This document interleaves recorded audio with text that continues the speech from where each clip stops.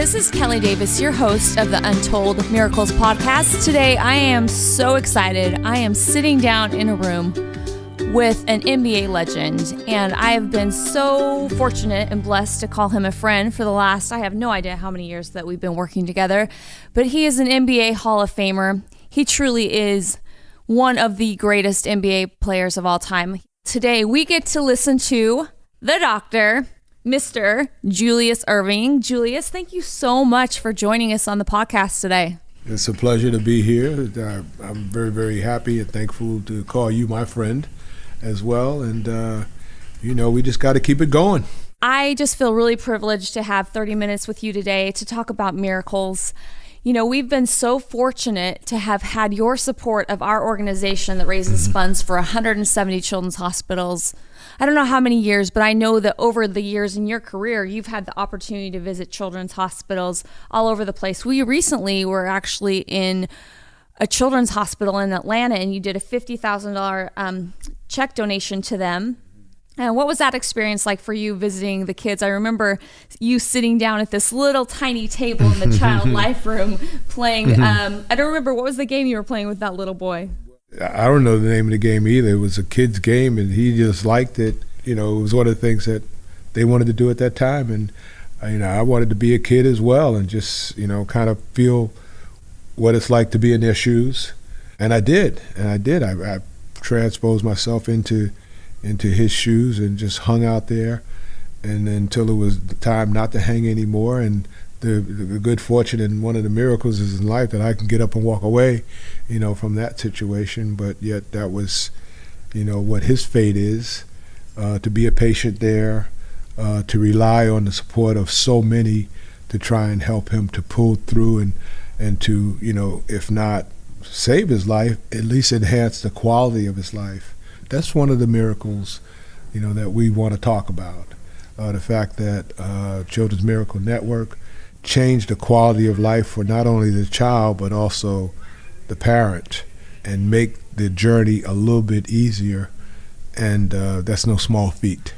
2 nights ago, we were fortunate to be in a room with Casey Harvey, and she told her story and her amazing journey with cancer. So many radiation treatments, chemo treatments. What was your takeaway from being in a room with her and listening to her tell her story for 10 minutes? How did that impact you? Well, it seemed like an hour because there was so much pertinent information, and then she just went through one trial after another, one ordeal after another, one circumstance that was life-threatening after another. And she just stood there in humbleness, just shared with us what it was like, and then the care and concern and respect for all those who were associated with really saving her life. I mean, her life was saved multiple times. As we listened to her, you could hear a pin drop in the room. And afterwards, we all knew that the things that, we sometimes complain about really aren't worth complaining about. Those are molehills compared to the mountain that she had to climb. I know in your personal life you had a child pass away, and so I know that you can relate with these 11 million parents who have a child at a children's hospital today. Do you have any advice that you would share with them as they're going through something, because you've actually experienced the worst of what a parent can go through? Yeah, multiple times, when my younger brother died when we were teenagers, I knew my mom went through, losing her youngest child.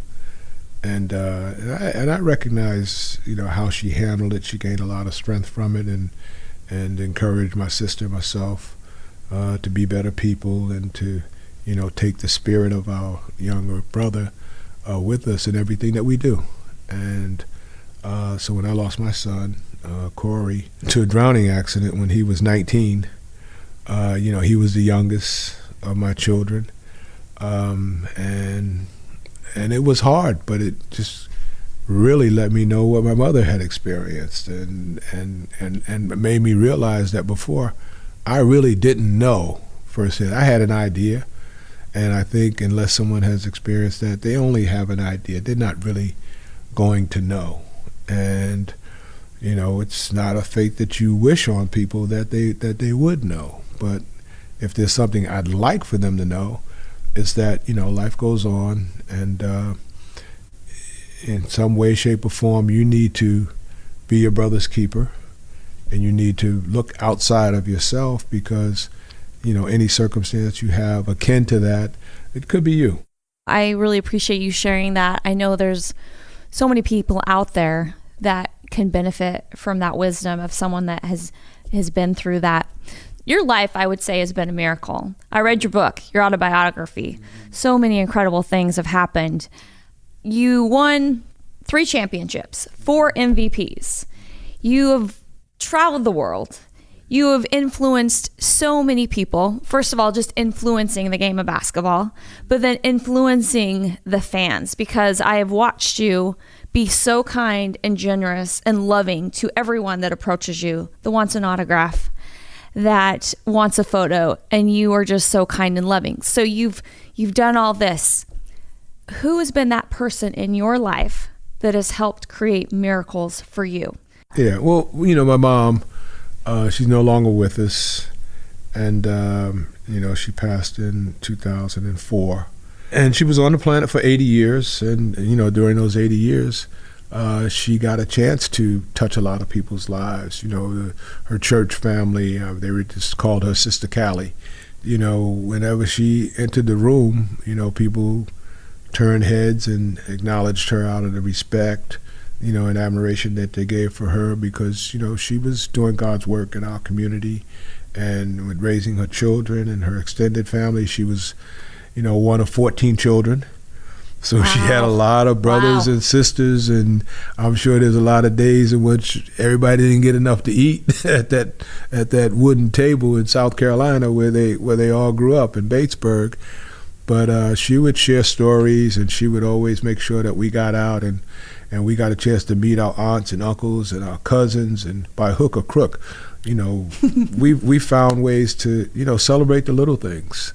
So the little things became meaningful, and at the top of the list of little things was, the little courtesies, opening the door for a girl or a lady, or giving somebody a helping hand, holding an umbrella for somebody, helping an old elderly person across the street.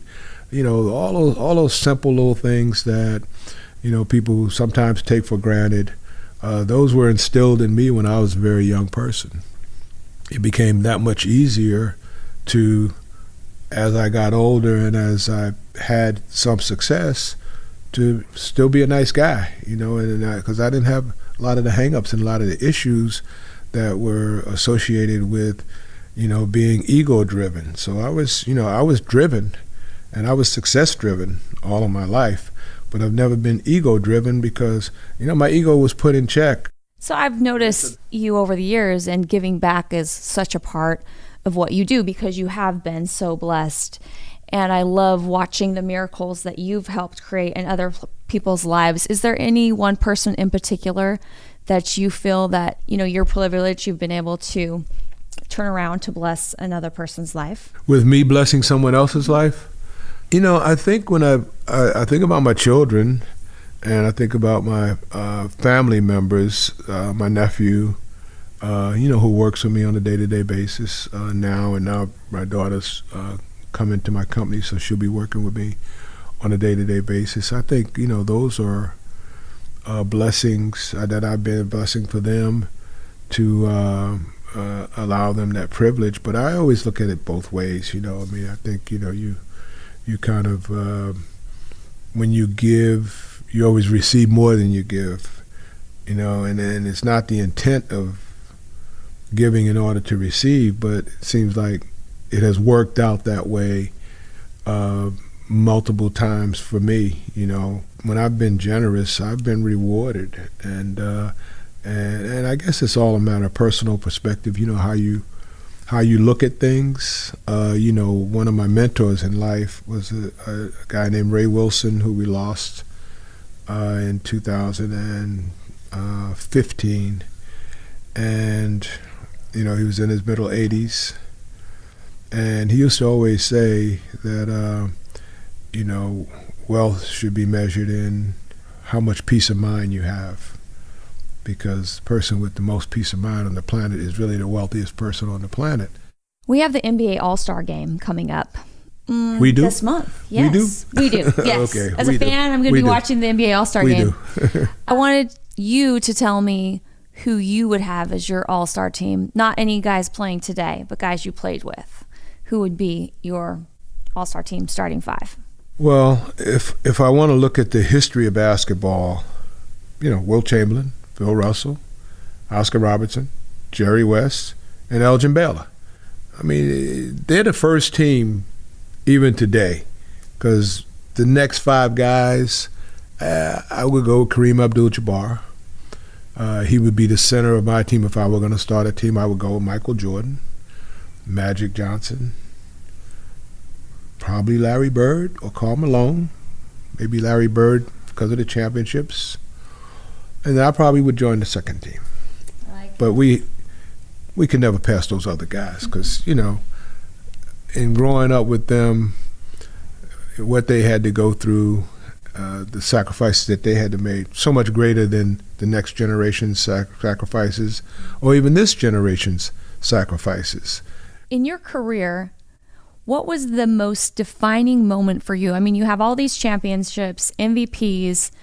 What was that one moment that you just really feel defined your career? Well, my first professional game, I was really nervous. Who were you playing? And I was playing for the Virginia Squires against the Carolina Cougars. Okay. And we were playing in North Carolina. So this is an ABA game. And I had just come off, my last season of college ball.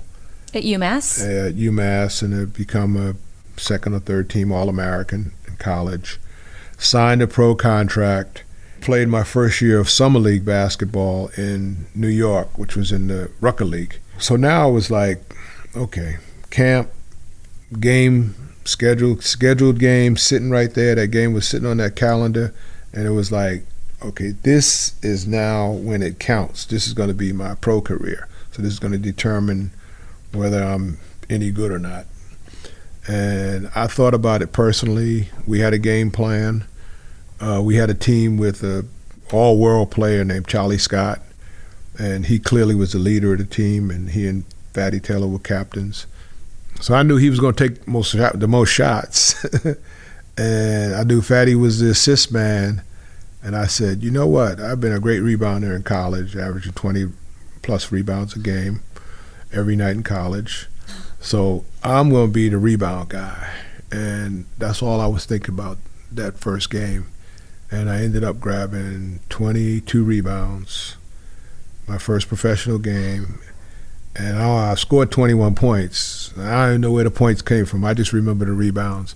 And to me, that was like sort of the validation that I belonged there. And I can't remember whether we won or lost the game. I just remember that I had accomplished a goal because I, proved to those who I was on the court with that I was a superior rebounder. And who knew the other things were going to happen and the rest of my game was going to develop and, things were going to happen to lead to the accolades that you previously mentioned. I didn't really know that, but I knew that I belonged. Hi, I'm Chris Pine. Children's hospitals are amazing places, but they require tremendous resources to care for kids. That's why donations are so important. Put your money where the miracles are. Give to your Children's Miracle Network Hospital.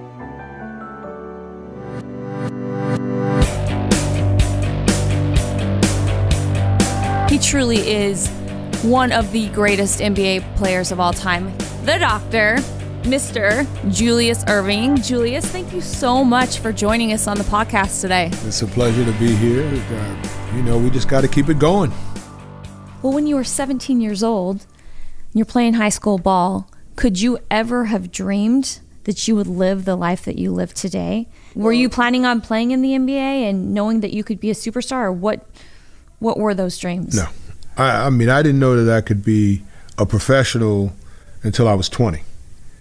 So 15, 16, 17, 18, I was an amateur, and I was, always thought in terms of regional, who the best kids in the region, who the best.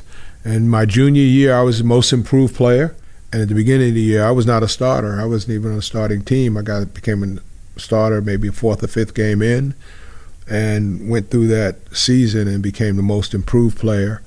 And then the next year, I became most valuable player in that conference. So I was getting better, but the pros, I thought the pros were, just from another planet. But until I was 20, when I went to the Olympic development camp, that's when I knew, after the Olympic development program, when I got selected as one of the 12 future Olympians to go and tour and play in Russia, Poland, and Finland and compete against international competition. And I came back as the leading scorer and rebounder on the team. And I said, well, I probably can play professionally, because all the other 11 guys said they were going to be pros. And they all did become pros. So it made me feel like I belonged in that grouping. Well, what I think is amazing is that your son, who is 18 years old and he's in his senior year, what are his dreams and what has he learned from you? Well, he's learned that if you're a respecter of your game and you're a respecter of yourself and whatever, then you don't have time for ego tripping. I think the same thing as far as ego is concerned. He's a very good student. He's a good kid. What would you tell someone who does want to play in the NBA, and there's so few spots, there's only X amount of teams, and there's a lot of people in this country that want to reach that level? What would be 3 things that you would say someone needs to be able to achieve it? Well, first, you don't choose them, they choose you. So you got to realize that. Second, you have the ability to work hard and apply yourself to become the best basketball player that you can be. So that's within your control. Unfortunately, the thing that's outside of your control is whether that's going to be good enough to measure up or not. And somebody's going to choose you and say, I'm going to draft you, I'm going to give you a tryout, you belong here. So those are the 3 things. Only one of those things is within your control, and you still don't know whether that's going to be enough. But if it is enough, it's going to be a great honor to be able to play and participate and enjoy the benefits, as well as deal with the heartaches that come along with one team winning and 29 teams getting sent home every year, no matter what. And also, you're in a profession and you're in a business that you can't do for the rest of your life. The average time for professional basketball players, probably 6 years. But how many seasons did you play? I played 16 seasons. I played 16 seasons. So those are the 3 things. So tell me what you miss most about playing the game of basketball. Not that you don't play, but at that level. For me, if I were between 20 and 35 right now, and I wasn't a player, then I would be jonesing and saying, man, I wish I was out there. I wish, the road, the home stands, the fans, the treatment of your family, the even the media. I always had a real good relationship with the media, the exposure associated with the media. Yeah, if I was at that age, I would, probably feel slighted if I wasn't there, because I did experience it.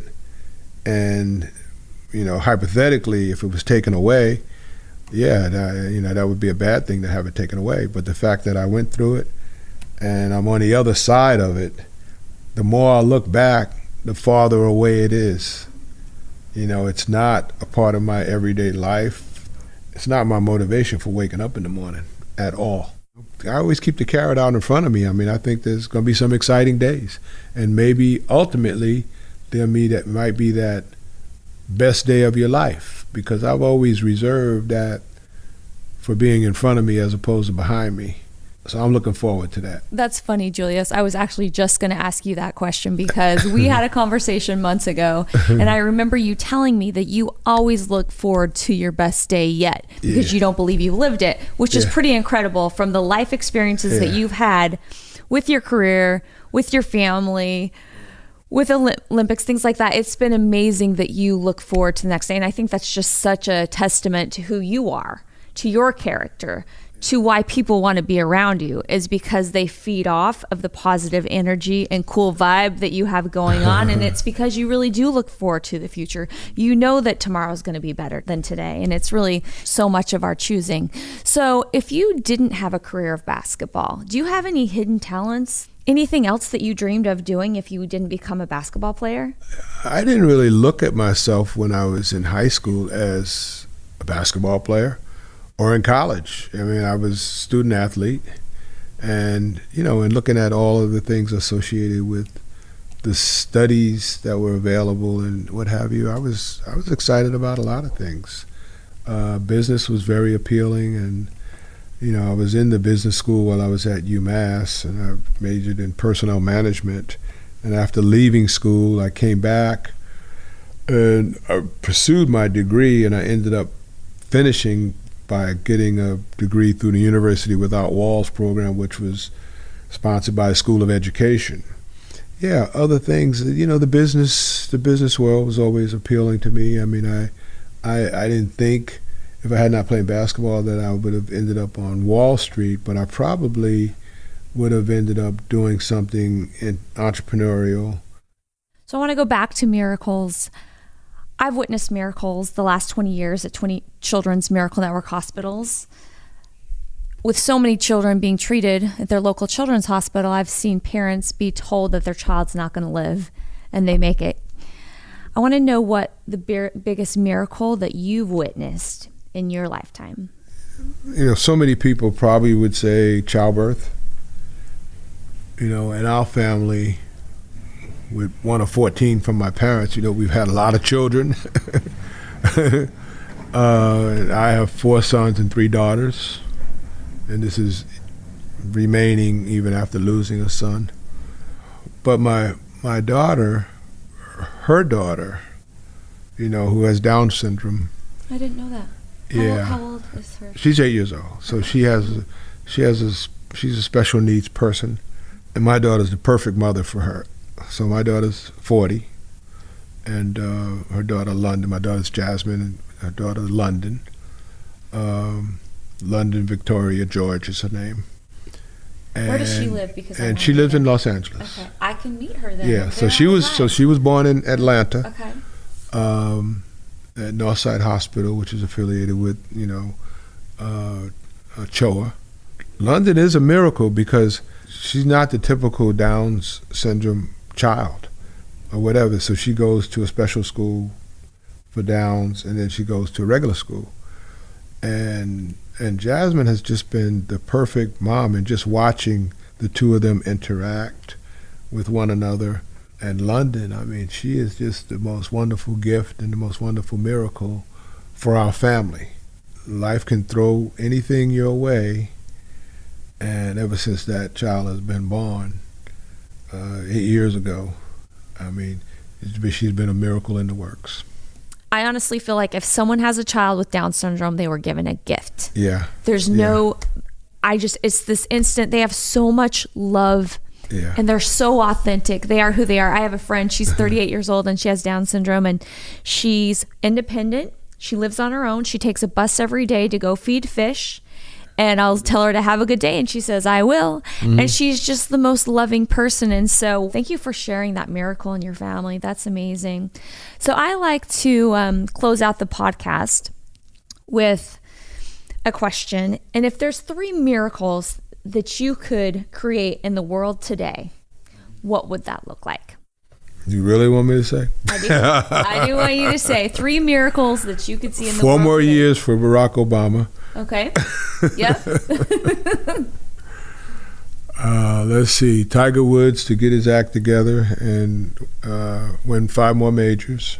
Would that make so he could be would that get the record? If he yeah, got 5 more? Okay. yeah. Jack is at 18 and he's at 14. Okay.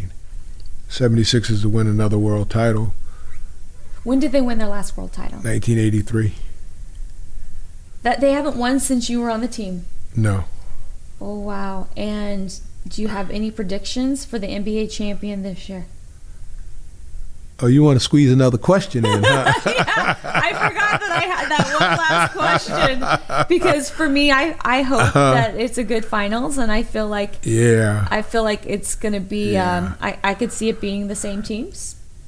Yeah, I could see it being the same teams, but the Warriors won't be chasing a record like they did last year, so they'll be tough to beat. Well, I like your three miracles. We've got the 76ers, Tiger Woods, and Barack Obama. Those would be three great. Those would be miracles, and they would be awesome. But I just want to thank you, Julius, so much for your time. And if people don't know, I like to call him Dr. J. He had a really great friend named Leon Sanders, who nicknamed him back in, I think, just when you were growing up. And you called him the professor, and he called you the doctor. And so that's how everybody knows you. But it's been my honor and pleasure to sit here with you today. And I just want to thank you so much for your amazing continued support of the kids. And thank you so much. And I can't wait for you guys to tune in to the next episode. Have an amazing day.